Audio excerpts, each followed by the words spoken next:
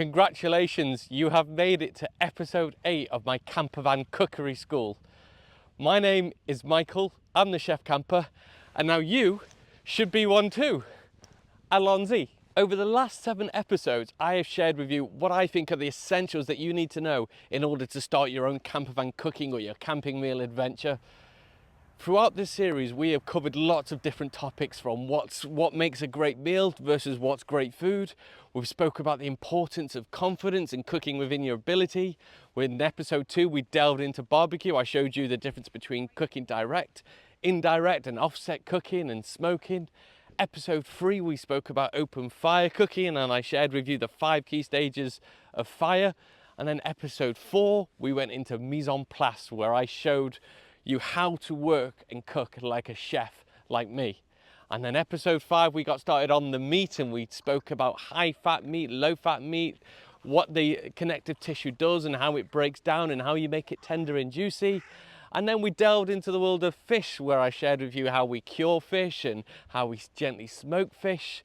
And then we spoke about vegetables, which was last week, where I shared with you some perfect sides and shared with you how vegetables can be the star of the show. Now, hopefully this is a perfect toolkit for you to be able to have a basic knowledge to be able to set up and do your own thing now. For this episode, I want us to summarize all those skills that we've learned and talk to you about how do we put them together to pull off an amazing meal. For me, the absolute pinnacle of cooking is hosting a meal for people that you really, really want to spend time with. So let me talk you through how we do this in a way that is perfect, because not to blow my own trumpet, but I think I'm pretty good at hosting dinner parties now. I've hosted quite a lot over the years, and I think I've got it down to a T. And here are the things that I think that you need to know. The first one is the guest list. Now, really consider who you're inviting to this meal. Quite often I'll just invite my friends or family, people I know really well, people I get on with, people I can be relaxed with, I can be myself with. If you start inviting strangers or people you don't know, then just consider what sort of person they are and what they might bring to the table. For example, you might get someone with very hard religious beliefs or political beliefs or food beliefs, and that might dominate the conversation a little bit more, not allowing the other people at the table to shine. Or you might end up inviting someone like me, who, if I am on like top form and I'm feeling a bit giddy, I might just neck the booze, take over, start telling stories at the table, and it will spoil it for the other people who maybe want a nice quiet evening. So consider the sort of person that you're inviting and make sure that they are going to contribute to the type of evening that you're having. Are you having a fun one, a chilled one, a family one, close friends one? But think about your guest list first of all. The next thing you need to be thinking about is the ambience of your event. Now, I know this sounds a bit silly, but it really does make a massive difference. We eat with our ears, our eyes, our nose. We eat with all of our senses before we taste it. And doing everything in that arena is the best way for you to have a successful evening. So what we're talking about here, well, if you're going to invite someone to a dinner party, consider how you invite them. Is it a phone call? Is it a text? Is it a letter? Is it a wax seal? Is it a bunch of flowers with an invitation? Is it a tie that you send? Just something a bit different or wacky can sometimes make for a good evening. Or it could just be a simple case of, meet me on Saturday, we're going to have some food. But think about the invite. That's the first step of their journey. That's the first step of their experience. The next step is when they arrive. What are they going to see? And one of the things that me and Steph always try and do is try and set up an area where people walk into and they instantly are met with serenity, I guess. Often the candles are lit. We usually have flowers on the table. Quite often we'll pick, wild, like rocks or whatever it is, weeds or whatever it is. Wherever we are, we might pick something, put them in a vase or in a bowl and place that on our table. And it's just a nice little centerpiece that just shows where we are, or there could be a talking point on the table. We also like lighting as well. We put a lot of lighting around the table, and we try and have the, even if we're not cooking on fire, we try and have the campfire lit, because the flicker of the light is really nice. And I challenge anyone not to look pretty when the flicker of the light is bouncing off the face. It's just a great way to do things. And then think about the time as well. If it's sunset, the sun's going down, that's an incredible backdrop. Or think about where you're going to pull up the picnic table. Maybe there's a nice castle in the background, and there's the sea as well. So think about the location, think about what they're going to approach when they turn up. And then also think about maybe the music as well. So don't wait until everyone's turned up to then decide what you're going to play and then argue about what you're going to listen to. Have a playlist ready. And if you've ever been to one of my banquets, you will know that I have a whole playlist dedicated to the suppers that I make. And quite often they go on a bit of a journey. So the opening like songs will be quite chilled, laid back. And then I know when it's time to serve cocktails, because it's like the cocktail drinking playlist. And then I'll start making cocktails for my guests. If you want your guests to have a good time, ply them with booze at the start. If they don't drink, then have something thoughtful for them as well. So make something nice.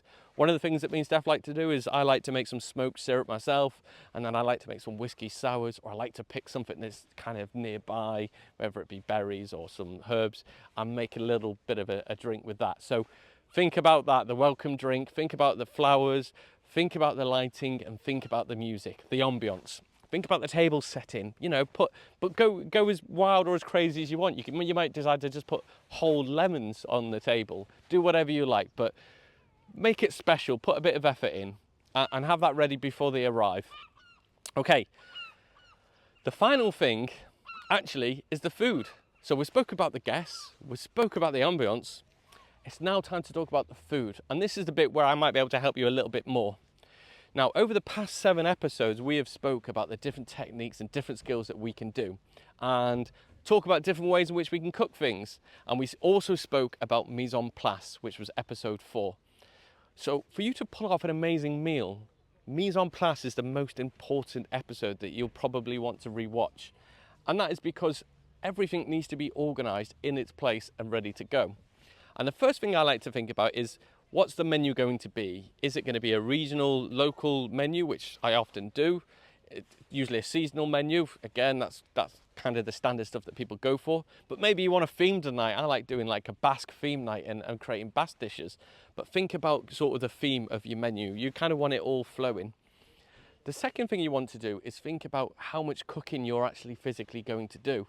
Now, for me, I would strongly urge you to focus on dishes that are simple. The moment you start trying to overcomplicate your menu, you're going to fall into a position where you're going to be really stressed, you're going to struggle to put it out, and like we said in episode 1, your guests aren't going to enjoy the meal. So what you want to focus on are dishes that you can cook in advance. So let's think about a starter. Let's think about the gravlax. You could make the gravlax, you could slice the gravlax, you could even plate the gravlax half an hour before everyone arrives and have them plated out the way and covered. So you know you've got first course done, it's pretty, it's ready, and it's out the way. So think of maybe a cold starter that you can plate up and put out the way. For a main course, well, I would look at the meat episode we made, which was episode, was it 4, I think, Steph? I'd go and have a look at our meat episode and go and have a look at dishes that need slow cooking, like braised dishes. So for here, I would think about the pork belly, I'd be thinking about lamb shoulders, I'd be thinking about dishes that you could cook in advance or even the day before and cook them gently for 6 or 8 hours. And then when it comes to serving the main dish at your dinner party, you simply just have to reheat them. And you could pre-make your mash and reheat it, you could pre-make your sauce, reheat it. But putting a lot of time and effort and a lot of love into a dish over 6 or 8 hours will mean you'll get a fantastic dish. And when your guests turn up, you're not going to be frantically trying to fry 12 steaks in a frying pan, which can be tricky. Trust me, it can be tricky. And for dessert, well, I think dessert for me is a perfect opportunity for you to slow the pace of the evening and transition into the next pace, which for me is often a campfire. So what I like to do is do the dessert over campfire. So the plum dish that we shared in the dessert recipe, or some peaches or some pineapple, stuff like that, where you could cook over a fire or a barbecue in front of people so they get a nice visual effect. But it also means that once the cooking's done, you've got somewhere to sit around and huddle around whilst you just clear the plates in the background, pour some fresh drinks, and let them sit back and enjoy themselves and listen to the next playlist that you've got lined up. So organising your menu in a way that enables you to spend more time with your guests is the priority here. Now, if you want to up your game a little bit, you could do the whole thing over fire, which is what I do. And what you could do here is have most of the stuff cooked and ready to go. And as the guests arrive, chuck loads of logs on the fire, let the flames burst up, and they'll turn up and they'll have this visual impact of fire and food hanging over it. So these are all the things that you need to consider to pull off a great meal. You need to think about your guests, you need to think about your ambiance, and then you need to think about your menu. Do not fall into the trap of trying to impress people with your food. Impress them with your ability to be considerate and think about the event. So Impress them with the, with the notes that you might put on the table. Impress them with the way in which you've invited them. Impress them in other ways, but don't try and impress them with food just yet. Wait until you get really confident, and as your confidence grows, like we said in episode 1, your food will grow. One final rule I have for the dinner table, and that is be present at the dinner table. So don't be coming to the dinner table just to be telling your friends about the dinner table. Don't do an experience because you want to tell someone about it. The most fulfilling experiences you ever have are the experiences that you do for yourself. So come to the dinner table and simply enjoy it. Try not to get distracted with your phone. Try not to get distracted by Instagram and tagging friends and people in it. Maybe do that after the meal. Whilst you're at the meal, take your time to enjoy it and enjoy the people that are there. You might find out some fascinating stories. I know you'll find a few from me if you ask me the right questions, and I'm sure I'll find a few from you. So this was my 8-part camper van cookery school, teaching you all the basics that I think that you need to know if you want to go off and have your own camper van cooking adventure. If you're going to have an adventure or a cooking or a meal or meal with friends or family, and you're implementing some of the knowledge you've learned from this series, then let me know. Send me a picture, send me a message, or just a simple email. It'd be great to hear that people are using it. This series was all about me giving back to the community that have helped and supported me over the years. And I just wanted to create something that was free, easy to access, and would hopefully teach people, or even spark an interest in food and meal times. And if that's been you, then that makes the whole thing worth it, even if it's just one person who's decided they're going to do some more cooking in their lives. So that's great. Chef Campers is going to move forward in a different way. I imagine things are going to change a little bit, but hopefully these 8 episodes will always prove, what we wanted to do. Right, I'm going to leave it at that. Ta-ra.